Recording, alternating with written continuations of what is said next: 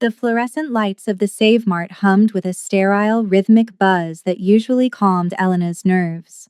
It was a Tuesday afternoon, and the air smelled faintly of floor wax and overripe bananas. She leaned over the organic produce bin, her hand hovering over a carton of strawberries. The only thing her 3-year-old would eat this week. She looked different now than she did 3 years ago. Her hair was styled in a sharp, elegant bob, and her silk blouse shimmered under the grocery store lights. But the woman beneath the silk still remembered the cold. Still buying the expensive stuff on someone else's dime, I see. Some things never change. The voice hit her like a bucket of ice water. It was a nasal, arrogant drawl she hadn't heard since the night she was left on a curb with nothing but a positive pregnancy test and a trash bag full of clothes. Elena froze, her fingers tightening around the plastic strawberry container. She didn't have to turn around to know it was Marcus. When she finally faced him, he looked exactly as she remembered. Expensive sneakers, a counterfeit designer watch, and an expression that suggested he owned every room he walked into. He looked her up and down, his eyes lingering on her wedding ring with a sneer. "Look at you," Marcus laughed, the sound grating and loud enough to make a nearby elderly shopper flinch. "Playing dress-up. Who'd you trick into taking care of you, Elena? Or are you still just a charity case?" "I'm shopping for my family, Marcus," Elena said, her voice steady despite the way her heart hammered against her ribs. "Move your cart, you're blocking the aisle."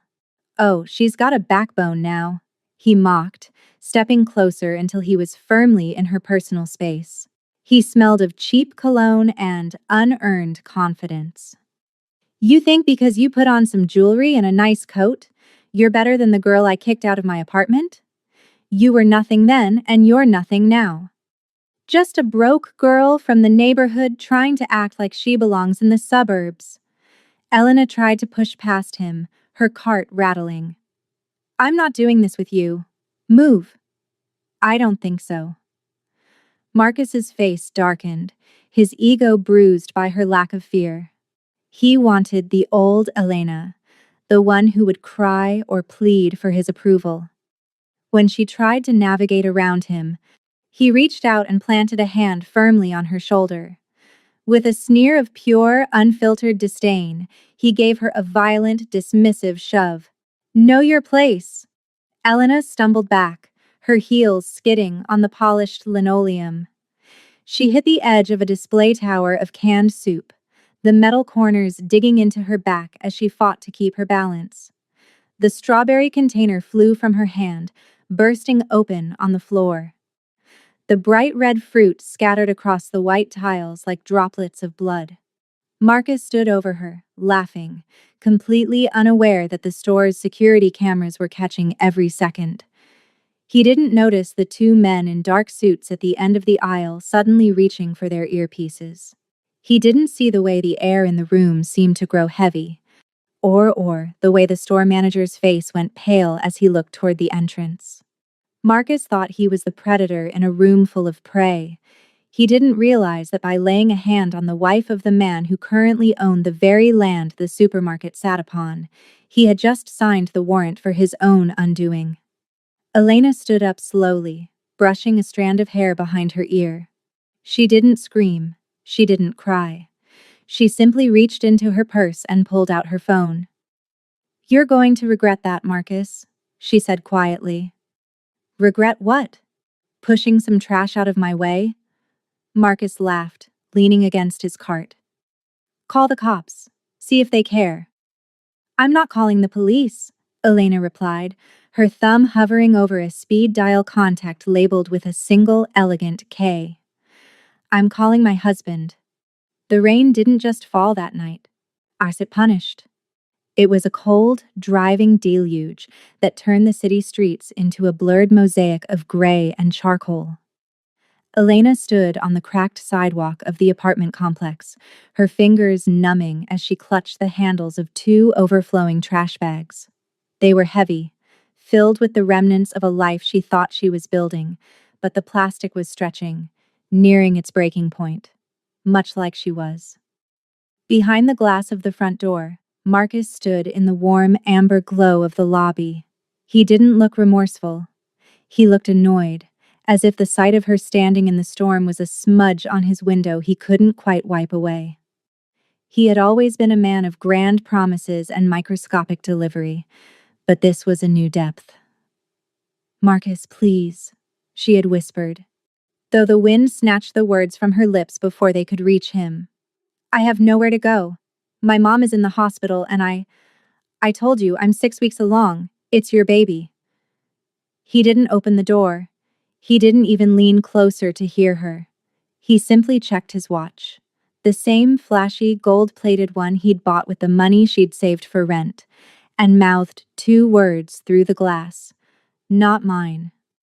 The cruelty of it was a physical blow. Elena's knees buckled slightly, her soaked sneakers slipping on the slick pavement.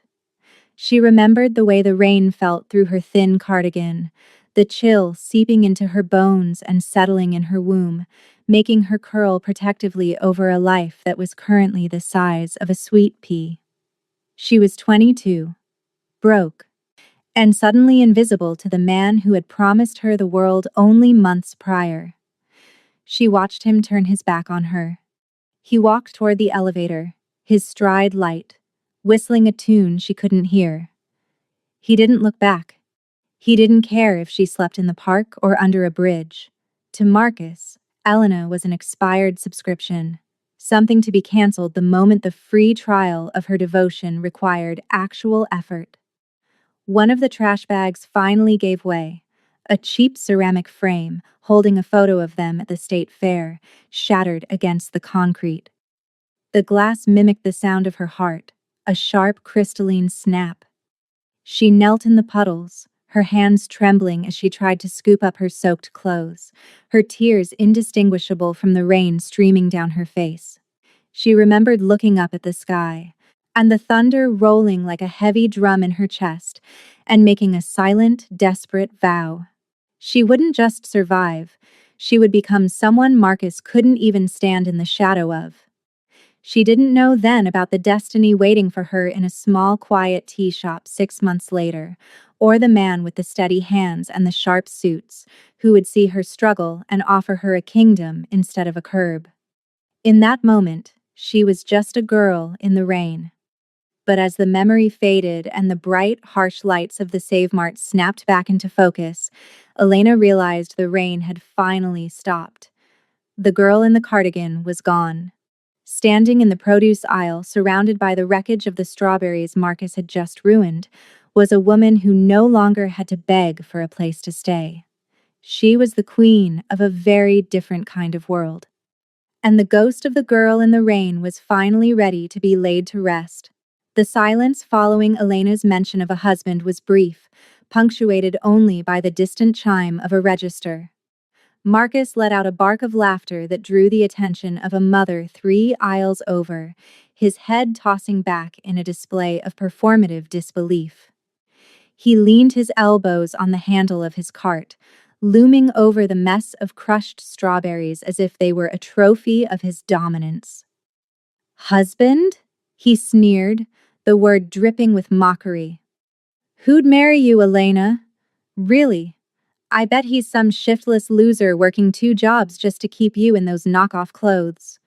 Or maybe he's just an imaginary friend you made up to keep from crying yourself to sleep at night." Elena stood her ground, her phone gripped firmly in her palm, and the screen glowed with the active call, a silent lifeline to a man Marcus couldn't begin to comprehend. She didn't respond to the bait. She simply watched him, her eyes cool and analytical. This was the man she had once wept over. This loud, fragile ego contained in a designer tracksuit. The realization of how small he actually was felt like a weight lifting off her shoulders. "You're still alone, Elena," Marcus continued, his voice rising as he grew agitated by her lack of a breakdown. "Look at you, standing in the middle of a Save Mart covered in fruit, waiting for a hero who isn't coming. You were always needy. Always looking for someone to save you because you're too weak to stand on your own. I did you a favor 3 years ago. I cut the dead weight. And look at me now. I'm doing just fine. Meanwhile, yeah, you're still the same pathetic girl standing in the rain, just in a better lighting package. He stepped closer, his shadow falling over her, blocking the overhead light. He reached out a finger, intending to flick her shoulder in a gesture of ultimate dismissal. You've got 5 minutes before I tell the manager you're harassing me. Why don't you pick up your mess and crawl back to whatever hole you came from? A girl like you doesn't belong in a neighborhood like this. You're a ghost, Elena. A nobody married to a nobody. Elena didn't flinch as his hand approached. She didn't have to. From the corner of her eye, she saw a flicker of movement, a dark shape detaching itself from the end of the aisle. The two men in suits she had noticed earlier were no longer just watching. They were closing in with a synchronized, predatory grace. I'm not alone, Marcus, Elena said, her voice dropping to a whisper that carried more power than his shouting. I haven't been alone for a very long time. But you're standing in a room full of people who are watching you commit career suicide, and you're too arrogant to notice the floor is falling out from under you.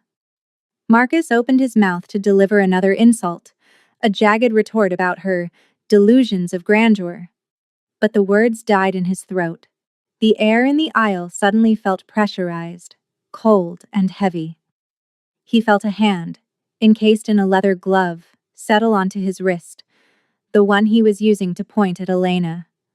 The grip wasn't just firm, it was absolute. The lady asked you to move your cart, a voice said from behind him. It wasn't loud, but it possessed a mechanical, terrifying stillness. Marcus spun around, at his bravado crumbling into a mask of confusion. He found himself staring into the chest of a man who looked like he had been carved out of granite. Behind that man stood another, and another, forming a wall of black wool and dark sunglasses. The supermarket, which had felt like Marcus's stage only moments ago, had suddenly been transformed into a cage. And for the first time in 3 years, Marcus looked like he finally understood the meaning of the word consequence. The heavy silence of the men in suits was a language Marcus didn't yet speak. He stared at the hand on his wrist, his brain frantically trying to categorize this interruption as a misunderstanding or a stroke of bad luck. He pulled his arm back, a nervous, jagged laugh escaping his lips as he adjusted his jacket. He looked at the wall of muscle before him and then back to Elena, who stood amidst the ruins of the strawberries with a composure that was starting to feel haunting. What is this? Your brothers? You hired some bodyguards with your rent money to scare me? Marcus's voice jumped an octave, the pitch of a man losing his grip on the narrative. He turned his attention back to the shoppers who were now lingering, sensing the shift in the room's gravity. Hey, everyone see this? This woman is trying to intimidate me because I told her the truth about herself. She's a fraud. Elena didn't raise her voice to match his. She didn't defend her character or recount the list of his betrayals. Instead, she slowly raised her phone to her ear. The screen reflected in her dark eyes, showing the call had been active for the last 3 minutes. She hadn't been waiting for the men in the aisle to act. She had been waiting for a different kind of permission. He's here, Elena said into the receiver. Her voice was as smooth as silk and as sharp as a razor. He's doing exactly what you said he would. He hasn't changed at all. Marcus snorted, crossing his arms over his chest in a desperate bid to look unbothered. Who are you talking to? Your imaginary king? Tell him to come down here so I can tell him to his face what a mistake he made picking up my leftovers. He looked around, playing to an imaginary audience. She's delusional. Truly. Making phone calls to a ghost while she stands in a grocery store. This is embarrassing, Elena. Even for you. But Elena wasn't looking at Marcus anymore. She was looking past him, toward the automatic sliding doors at the front of the store. The store manager, a man who usually moved with the harried energy of a retail veteran, was now standing perfectly still by the registers, his hands clasped in front of him, bowing his head in a gesture of profound, terrified respect. The rhythmic thrum-thrum of high-end engines idling in the fire lane vibrated through the glass. Marcus laughed again, but it died in his throat when he noticed the shoppers near the windows backing away, their faces pale. The usual bustle of the Save Mart went dead. The registers stopped beeping.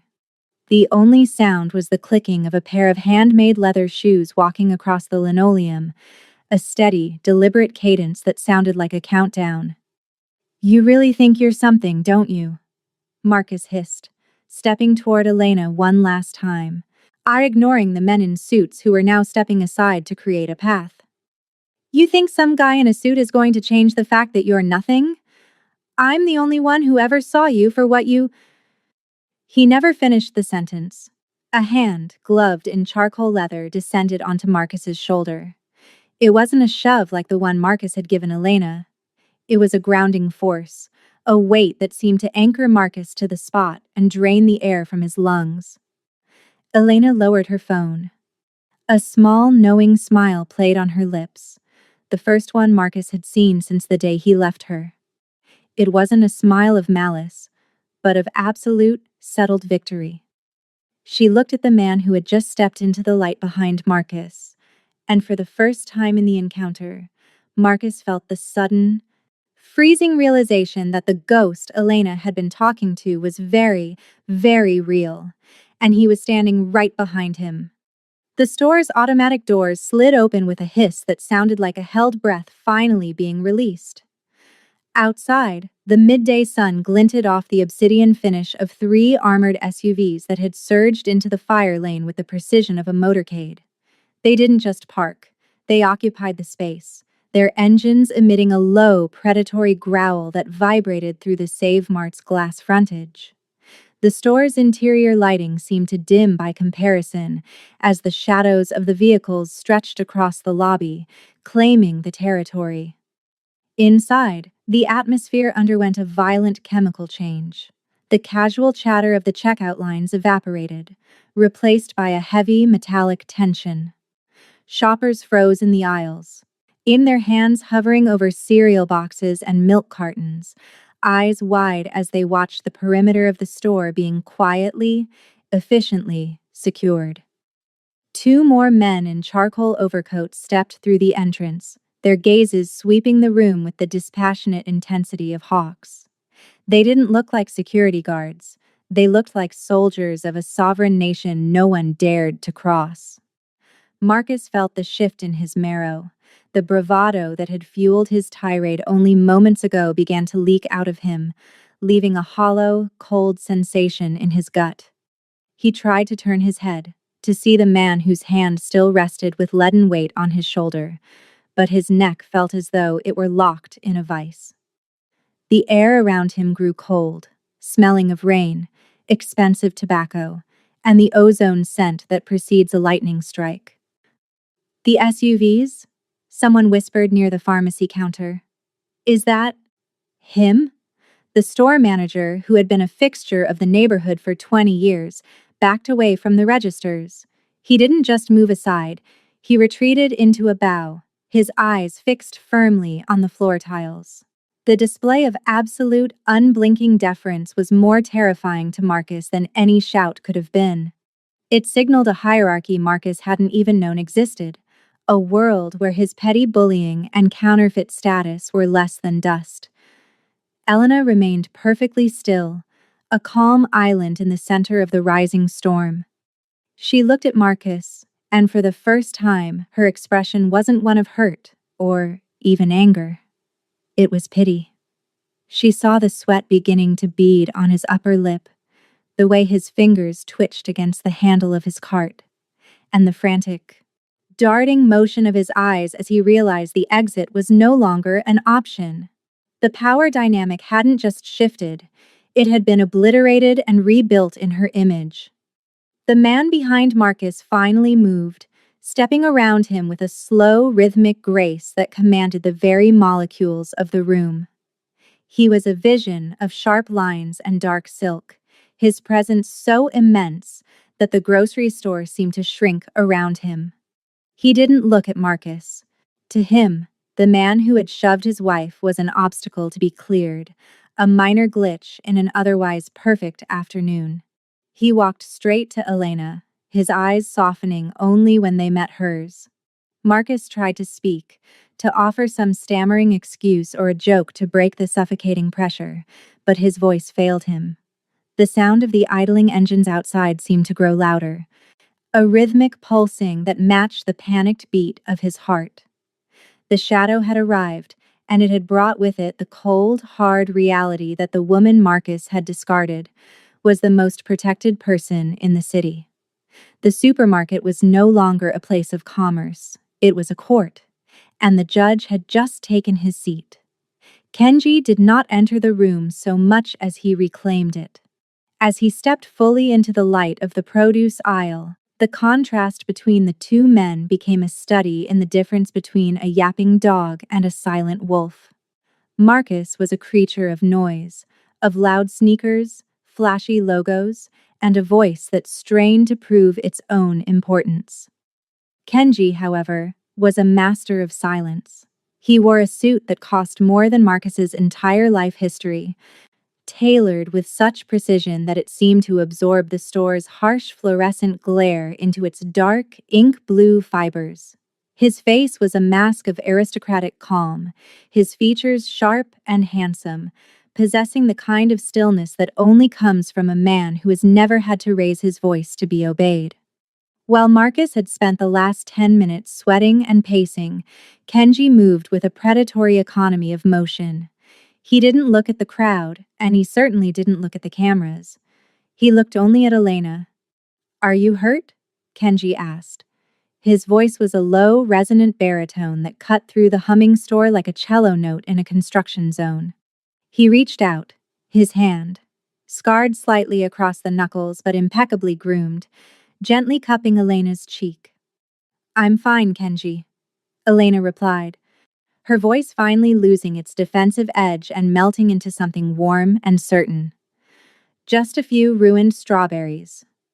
Kenji's eyes flickered down to the red stains on the floor, then slowly, agonizingly, they traveled upward to fix on Marcus. The shift was visceral. It was as if the temperature in the aisle had dropped 20 degrees.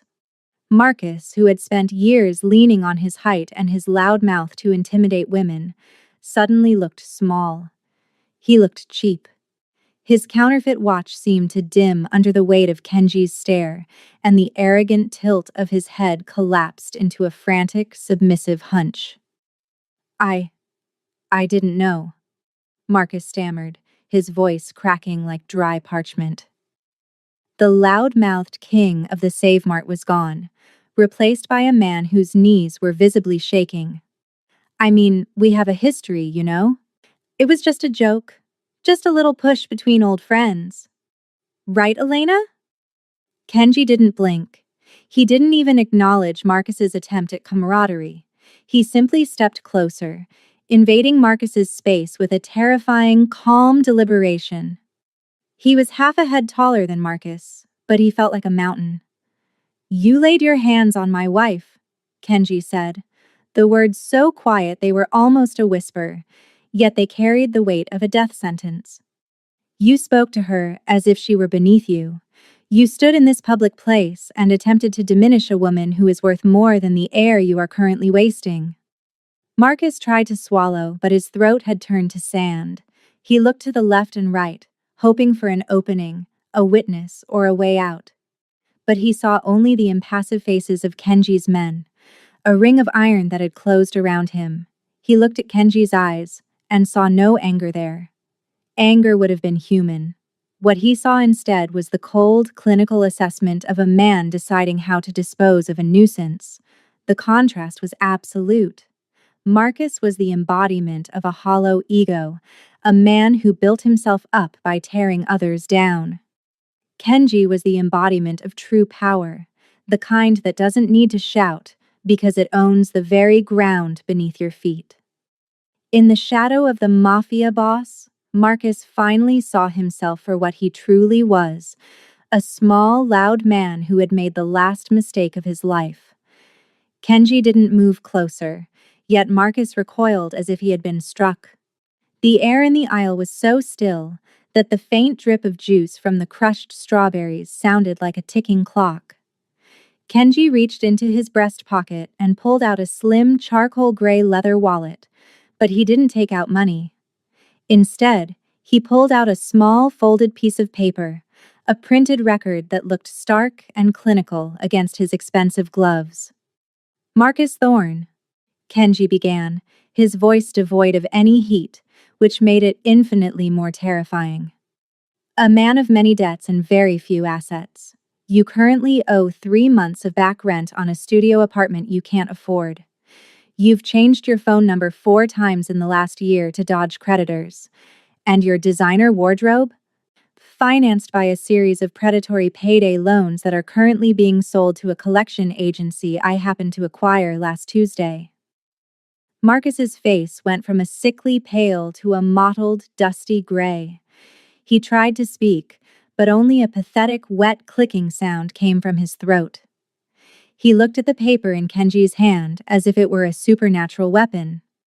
But your financial failures are of little interest to me, Kenji continued, his eyes narrowing into cold slits.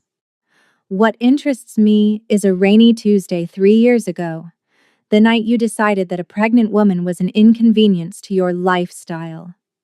The night you watched her through a glass door while she stood in a storm with her life in trash bags. You thought that because she had no one to call that night, she would have no one forever.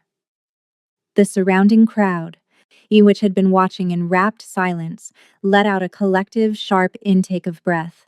The mother in the next aisle looked at Marcus with a sudden, visceral disgust. The store manager's eyes hardened. The narrative Marcus had tried to spin, that Elena was a charity case, was being dismantled with surgical precision. I make it my business to know the history of everything I treasure, Kenji whispered, stepping just an inch closer, forcing Marcus to lean back dangerously far over a display of canned peas. I know about the eviction. I know about the "not mine" you mouthed through the glass. I know that while you were out spending what little money you had on bottle service to impress strangers, Elena was working 12-hour shifts at a tea shop, carrying your child, and building a life out of the wreckage you left behind. Marcus's knees finally gave out, and he slumped against the handle of his grocery cart, the metal rattling mockingly. It was a long time ago, he stammered, his eyes darting toward Elena, pleading for a mercy he had never shown her. I was young. I made a mistake. Elena, tell him. We were both kids. She was a mother, Kenji corrected him, his tone dropping to a growl that vibrated in the floorboards. You were a coward. And the mistake you made wasn't leaving her. The mistake you made was thinking that the world would remain as small and as cruel as you are.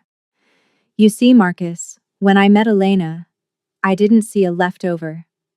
I saw a woman who had survived a monster and came out with a heart still capable of grace. I spent 2 years earning the right to stand beside her. And you think you can walk into a supermarket and push her? You think you can treat a queen like a ghost? Kenji handed the folded paper to one of the men in suits without looking away from Marcus. I don't just know your past, Marcus. I own your future. Every debt you have, every lease you've signed, every bridge you haven't yet burned, it all leads back to me now. The revelation hung in the air like a guillotine blade. Marcus looked up at the man he had called a nobody, and for the first time he realized that Elena hadn't just moved on. She had ascended to a height where he was nothing more than a speck of dust, and the man holding the broom was finally ready to sweep. The shift in the room was no longer just atmospheric, it was gravitational. Marcus felt the weight of 100 judgmental eyes pinning him to the spot. But it was the silent, obsidian gaze of Kenji that made his lungs feel as though they were filling with concrete. Desperation, sharp and acidic, clawed at the back of his throat. He looked at the circle of men in suits, then at the sleek SUVs idling outside, and finally at the woman he had shoved. He tried to summon the old Marcus, the one who could talk his way out of a debt or charm his way into a second chance. But the man staring back at him was a hollow shell. "Elena, baby. Look," Marcus started, his voice a frantic, high-pitched warble. He reached out a trembling hand toward her, but a sharp look from Kenji made him jerk it back as if he'd touched a hot stove. "I was just stressed. You know how I get. The watch, the debts. It's been a hard year. I didn't mean any of it. I'm happy for you. Really. You found someone who can provide. That's what I always wanted for you." The lie was so transparent it felt like a physical insult to the air. Elena didn't even blink. She stood with her arms crossed, watching him with the detached curiosity one might afford an insect under glass. Seeing that his charm was failing, Marcus's desperation curdled into a final pathetic spark of rage. His ego, bruised and cornered, lashed out one last time. He straightened his back, trying to reclaim some of his lost height, and glared at Kenji. "You think you're so tough because you've got guys in suits? This is a free country. You can't touch me in the middle of a grocery store. I'll sue you for everything you've got. I'll go to the press. Mafia boss harasses innocent citizen. How does that sound for a headline?" He took a defiant step forward, his chest puffed out, aiming a trembling finger at Kenji's face. It was a move born of pure, unadulterated stupidity.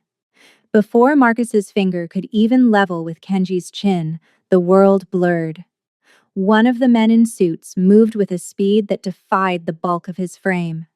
In a single fluid motion, Marcus's arm was caught and twisted behind his back. The sound of Marcus's shoulder joint straining against the pressure was a sickening creak that echoed through the quiet aisle.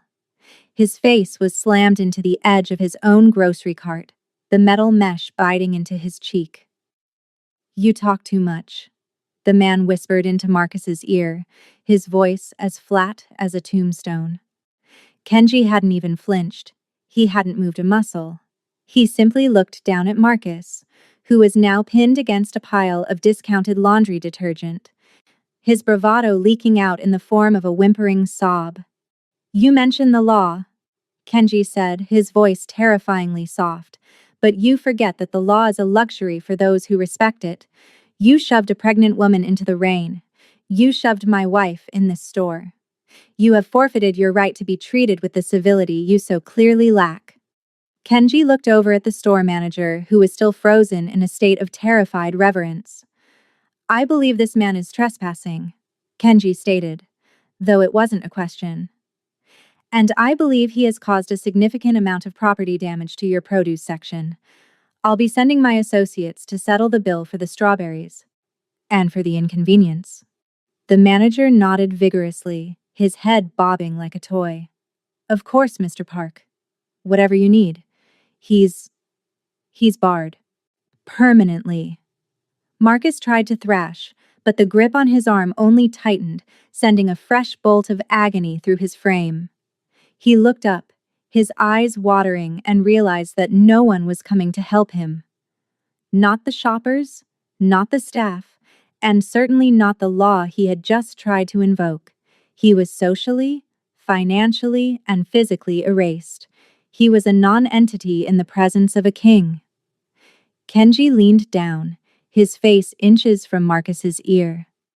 "The world is very small for men like you, Marcus, and I've just made it much, much smaller." The pressure in the aisle didn't ease until Kenji stepped back, giving Elena the space she needed to close the distance. Marcus was still pinned, his face pressed against the cold metal of the grocery cart, looking up at her with eyes that were wide, bloodshot, and frantic.